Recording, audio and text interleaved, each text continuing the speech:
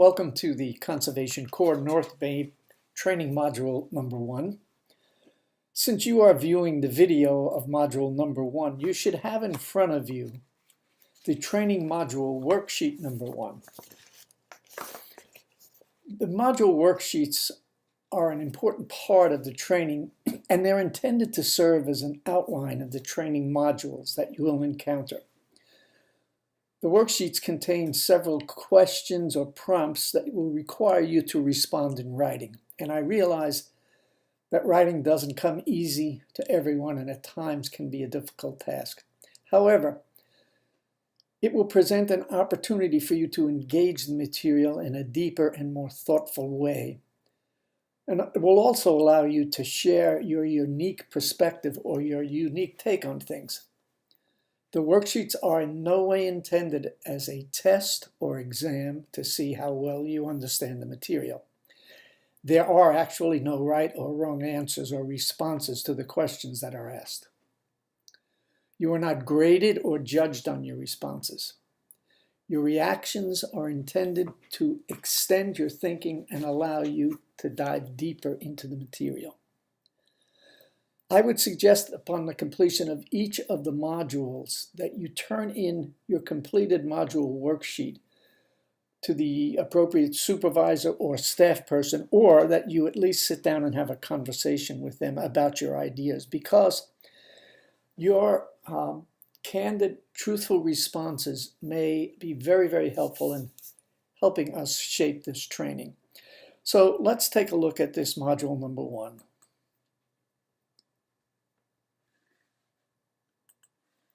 Okay. This is the first in a series of staff development training modules intended to foster the development of a positive, supportive work environment where the dignity and self-worth of all of the members of the Conservation Corps community are recognized and valued. Second, it's intended to foster the development of positive mechanisms for presenting and openly discussing ideas and concerns that address common situations or problems within the Conservation Corps community.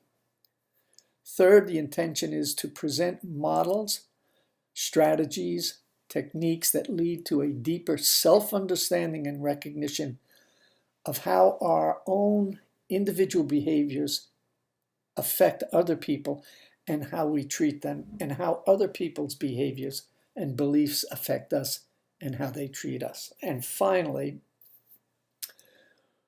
the intention is to present research-based and or best practice information on some of the following topics: techniques for developing and sustaining of supportive climates, the Adverse Childhood Experiences Survey and its implications for childhood and adult development, the implications of executive functioning skills and trauma on childhood and later adult development, the concept of cognitive behavioral therapy and its implications for the Conservation Corps North Bay community, the use of motivational interviewing in working with Corps members, and the use of applied behavior analysis on shaping positive behavior change. And there will be modules on all of these topics. So this is the general overview of the intentions of the training modules. Today's module actually is based a great deal on this quote: "Life is all about how we see things."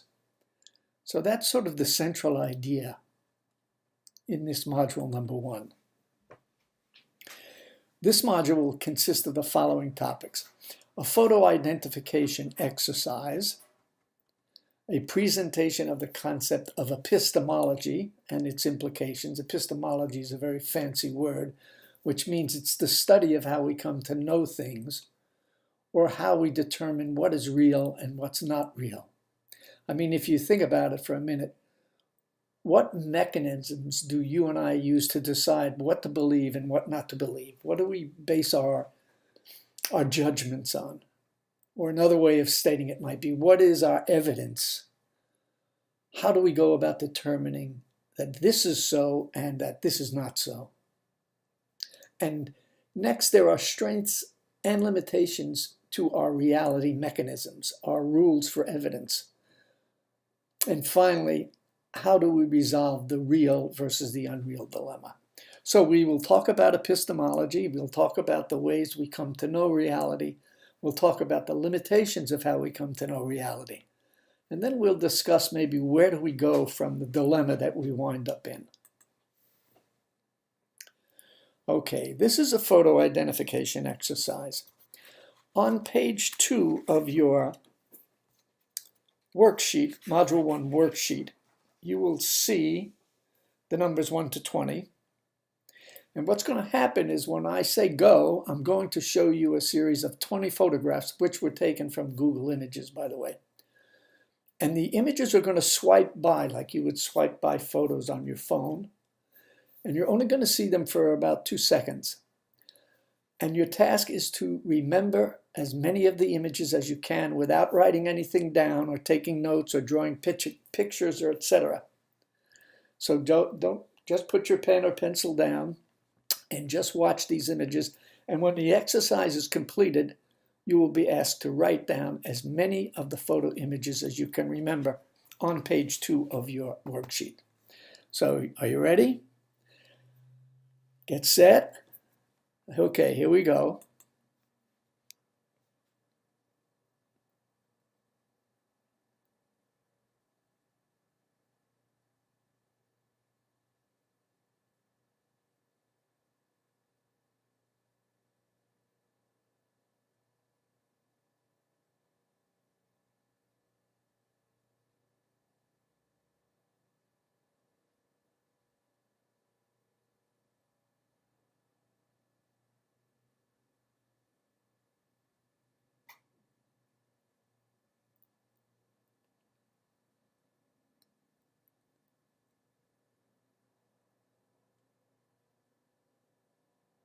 Okay, good.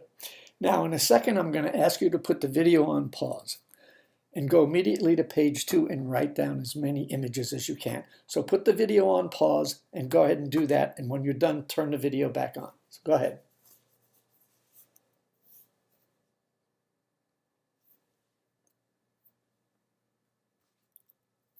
Okay, so you wrote down as many as you can. And you saw at the bottom of your page, it said most people will remember between 3 and 7 images. And if you got more than 7, you've got an excellent memory. Here are the images that were presented to you from top left to right: the church, the jail, the car, the Afro-American family, the roses, and so on. So those were the images. All right, well, let's continue on. Now, the term filters or lenses or loops or windows or sometimes buckets are used to metaphorically describe how we individually screen and interpret incoming information from the world around us. So when we were looking at those photographs, our own filters or biases or lenses or glasses somehow paid attention to some images and it didn't register other images. So what role might your own filters or loops or lenses have played in what you did and did not remember in terms of the images that were flashed in front of you? So what I'd like you to do is I want you to put the video on pause again, and I want you to go to pages 3 and 4 of your worksheet and respond in writing to prompts number 1, 2. Prompts 1 and 2 are on page 3, and prompt number 3, which is on page 4.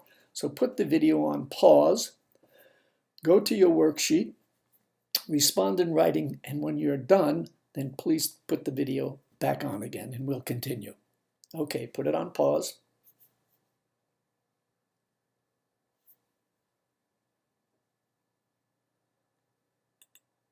Okay. Well, now we're going to, by the way, thank you for doing that. I realize writing may be sometimes a pain.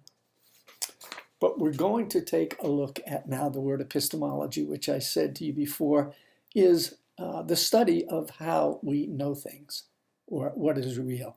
And some typical ways of knowing stuff tradition or prior beliefs, our reliance on authorities, our reliance on logical analysis. Non-consensive realities are a way of knowing things. Things like ESP, faith is another way of knowing things, and common sense is another way that we rely on knowing things, or in taking information through our senses, our sight, our touch, our taste, etc. And each of these ways of determining reality are really important and at times lead us to a valid picture of what is real. However, each of them at times can be very misleading and give us a false sense of reality. Let's take tradition. Well, the strong point about tradition is it uses established methods or procedures for doing things and solving problems, so we don't have to reinvent the wheel every time we encounter a similar situation. However, the downside of tradition is sometimes we can wind up using old solutions for new problems. And as the world changes so rapidly, situations change and new problems arise, and if we're relying on old solutions, that may not be the best. So tradition has its strong points, but it has its weaknesses also. Authorities, well, individuals with expert knowledge like mechanics, lawyers, doctors, etc. These people know their field. The problem, the downside of relying on authorities to know things is sometimes it can be really difficult to get authorities to agree. I mean, take our real world problem that we're dealing with right now about global warming. There are scientists who agree that there is global warming and insist that there's global warming, and then there are global warming deniers and scientists who say, no, this is not so. Logical analysis is another way we use to know things, and the pros or the strong points of logical analysis are the conclusions that you receive from logical analysis are based on logic. And if the premises of your logic are sound, then your conclusion will be valid. The downside of logical analysis, it's not based on data, it's based on language. And if the premises are incorrect, then the conclusion is incorrect. I can't know if you can see this little cartoon here. It says penguins are black and white.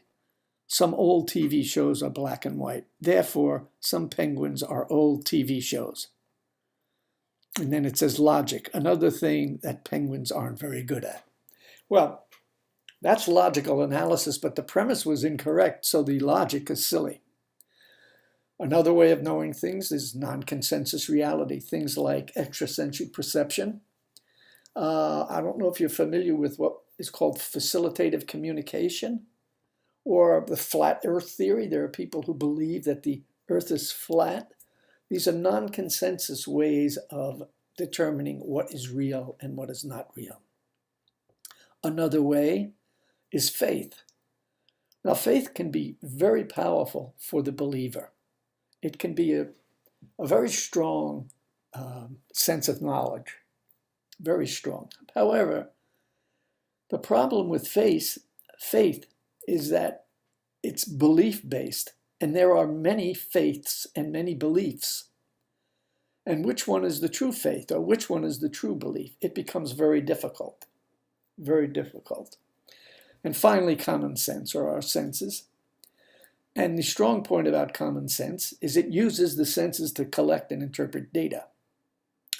The weak point about common sense is that it uses the senses to collect and interpret data. The senses can be quite easily fooled. Let's take a look here. By the way, this is the entire electromagnetic field, the entire spectrum. Now, we as humans can only see a very minuscule piece of the electromagnetic field, just this little yellow sliver, visible light. But in the spectrum in its entirety is about 10 trillion times larger than that of visible light. This is 10 trillion at the bottom down here. So there's a whole universe out there, that we are aware of. We're aware of gamma rays and X-rays and ultraviolet light and infrared and microwave, but we can't see any of that. We can only see this tiny, tiny sliver.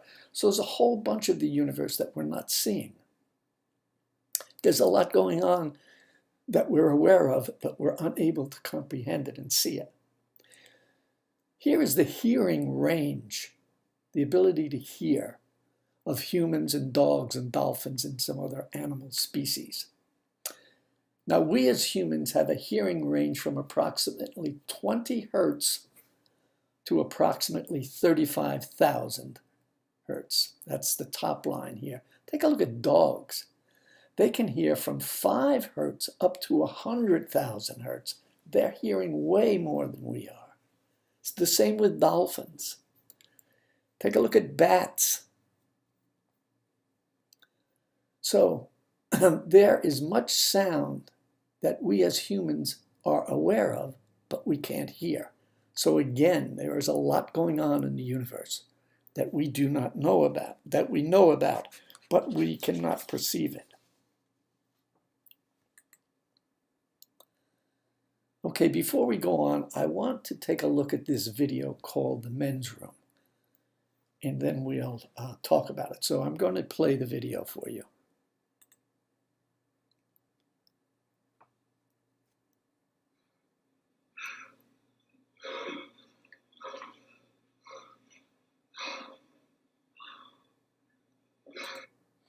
Okay, I stopped the video here for a minute to give you a chance to go over what you saw. So what did you see? What transpired between these two men in the bathroom? If you were asked to testify in court, how would you explain what was taking place?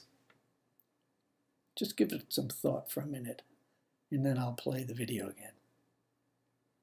What do you think transpires? Well, let's take a look at the video now, the rest of it.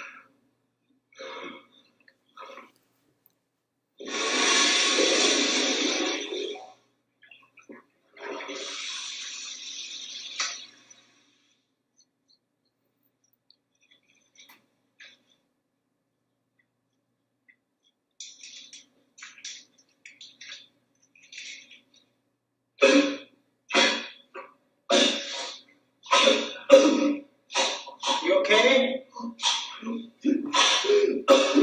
You okay? Everybody.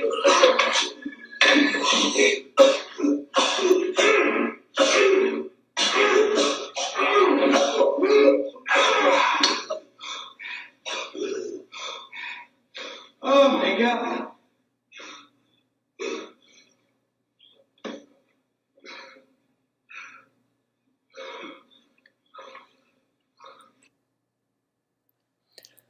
Wow, this video is an excellent example of how not having all of the information, not knowing the total situation, can really distort our view of what reality is.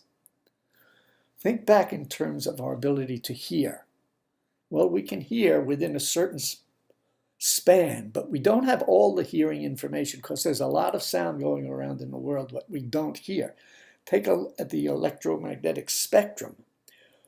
We only see a tiny, tiny fraction of what is going on in the universe. We do not have all the information. Pardon me. And so therefore, many times it can lead us to faulty conclusions. Well, let's continue on here. Okay, the exercise in recalling photo images was designed to introduce us to the idea that we may select certain pieces of information about the real world and then pass this information through our individual filters or lenses or prejudices or biases or whatever, and arrive at our own individual interpretation of what is real. The presentation concerning the 6 ways we tend to know things, like tradition and logic and authority and etc., were designed to introduce us to the idea that as humans, we can't totally trust how we tend to determine what is real. and also that our view of reality is limited by our sensory organs and subject to their limitations. This exercise that follows is intended to introduce us to the idea that our realities can also be greatly influenced by how context shapes what we see and how we see it. In other words, the context that information is presented in, how that shapes how we see things, or how our expectations will shape how we view a situation or how we see things, or how the perspective that information is presented in will shape what we think is real and not is real, or how our developmental readiness may also determine what we think of real and not real, or our brains need to make sense of things, how that shapes what we determine or we decide we think is real and what is not real. And all of the above of these contribute to what is real or what is reality. So you're going to be introduced to a series of what might be referred to as optical illusions. And these phenomena are very interesting because they distort our interpretation of what we accept as being real. By the way, at times, you may not believe what your eyes see. So at any time, please feel free to just put the video on pause and measure or examine the figure to check it out for yourself. You may find that many times things are not quite what they seem. Okay, to begin with, the context that information is presented in, the surrounding circumstances that surround the information that's coming in can distort what we see as real or as what actually is happening. Now, here's a square. This is a square, and it's embedded within this series of concentric circles. Now, these four lines are absolutely straight, but they don't look straight. They look like they bend in the middle. In the middle of each line, it looks like it bends in. But if you put the video on pause and measured those lines, put it straight up against those lines, you would see that they are straight. So the context of the circles and the square being laid on top of it distorts what's real. And so we think that this square, that the lines are bending in when actually they're not. Here's another example of context. This blue, both of these stars are the same color blue.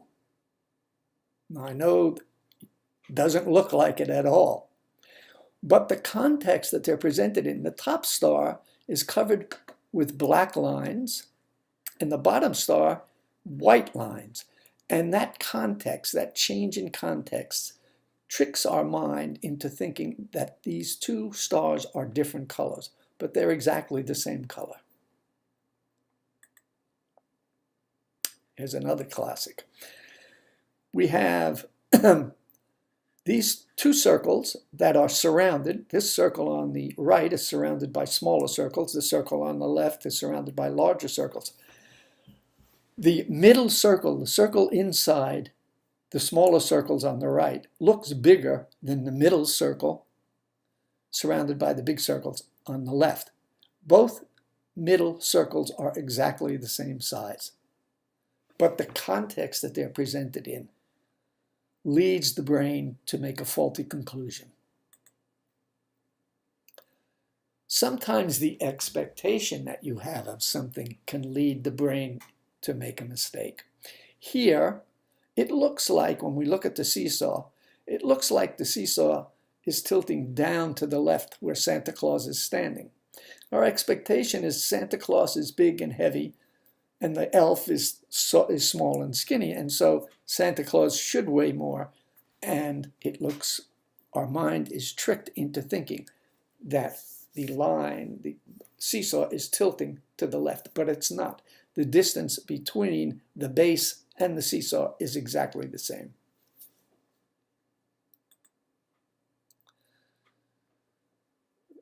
When you change the way you look at something, you change the thing you look at.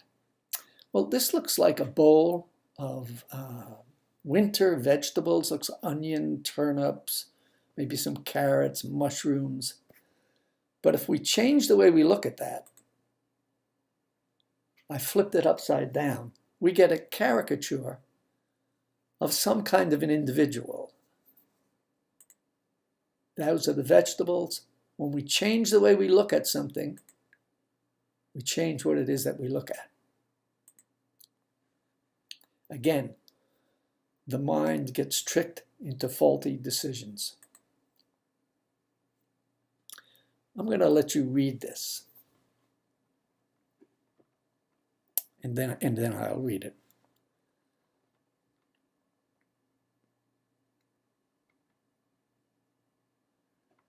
So the one thing about the brain does not like inconsistency or gaps in information. So here, what this says is you could write a whole sentence with each word misspelled just as long as the first and last letter remain the same. The human brain can still determine what is being written. Well, we just read that sentence, but there is not an English word there. Well, Y-O-U, but other than that. But the brain fills in those gaps because the brain does not tolerate ambiguity. And so it will fill in what is missing. Here's another example. What do you see here? Some people see one face with like the black hair hanging down between the eyes. Other people see two faces, one on each side. Again, the brain has a difficult time deciding here. What is the reality of that? Here's another example. This looks like three hands holding a triangle, but there is no triangle. There is no triangle.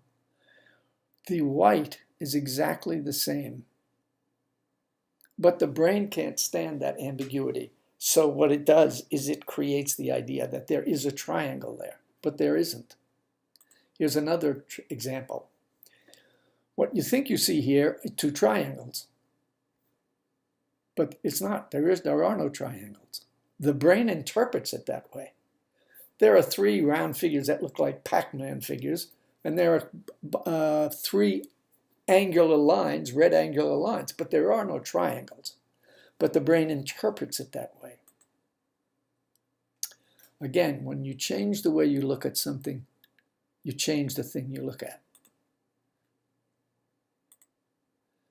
Notice how that block in the middle seems to be coming out towards us.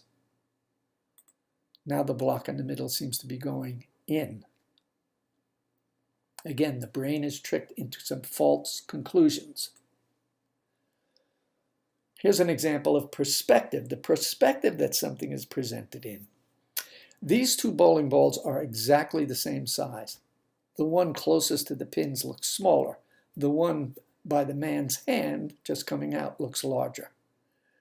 You can put the video on pause. They're exactly the same size. Again, perspective. These three soldiers are exactly the same size. But the one closest to you on the left looks a lot shorter than the one farthest away on the right.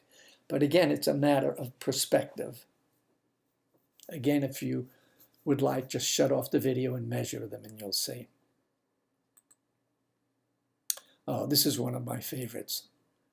This is just so hard to believe. Line AB, the line AB is exactly the same length as the line CD, but they certainly don't look it. Again, it's the way that information is presented, the perspective. They're exactly the same size. Here's an interesting one. What do you see here? If you are over 6 or 7 years of age, you most likely will see a nude man and woman in sort of an embrace. If you are 6 or 7 or younger, you most likely will report seeing 8 or 9 dolphins. Take a close look. Take a look at the woman's crotch. That's a dolphin tail, and you can see a dolphin. And take a look here. This is a very interesting phenomenon because a young child developmentally does not have the experience of a sexual attraction, or does not, and so they see the dolphins, whereas you and I as adults, developmentally, we come at it with a different set of beliefs, and so we see a couple in an embrace. So if our brains have not reached developmental maturity, we may see the world in an entirely different way than someone whose brain is developmentally mature.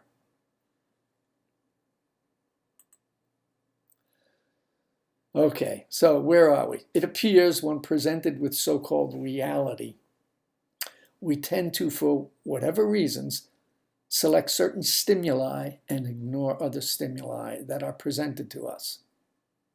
An example of that was the the photographs that flashed in front of us. And when we describe our rationale for determining what is real and what is not, it appears that our criteria leave a great deal to be desired. Example, tradition, logical analysis, authorities, non-consensus reality, faith, common sense. These all have strong points, but they all have weaknesses also. Third, there are parts of the real world or universe that we are aware of, yet they remain totally inaccessible to us due to our own human sensory limitations. Finally, in terms of understanding reality, we have seen 5 ways that influence how we construct our individual realities. The context that data is presented in, the expectations that we have of the incoming information, the perspective that the data is presented in, our brain's need to make sense of incomplete data, and our developmental readiness to receive data. All these influence how we construct our individual realities.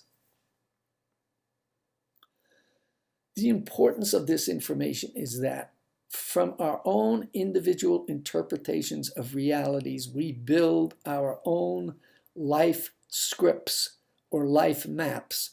This is the key part, this is the key emphasis of this particular module. We develop our own interpretation of reality and we build our own life scripts or life maps. And these scripts or maps determine how we act and interact with other people and with the world around us. And other people do the same. So we're all running around with our own understanding of reality, trying to communicate with one another and wondering, why does it seem so difficult? So this is a little facetious. Is this what we're left with? What I see is real. What you see is no big deal. Well, this is the end of Module 1. And where are we going to go from here? And how do we proceed? Well, in Module 2, we'll present a model that will allow us to better understand our own individual concepts of reality. Our filters, our lenses, our life scripts, our life maps, etc. And better understand other individuals' concepts of reality and their filters and their lenses and their life scripts and their life maps. And use this understanding to build real, congruent relationships and strengthen the trust bonds between all members of our community. So we see the world not as it is, but as we are. Now, what I would like you to do is I would like you to go to page 6, 7, and 8 of your worksheet. And there are 4 or 5 prompts that I'm asking you to respond to in writing. And then this is the end of Module 1. Thank you very much for your cooperation, and hope to see you next time.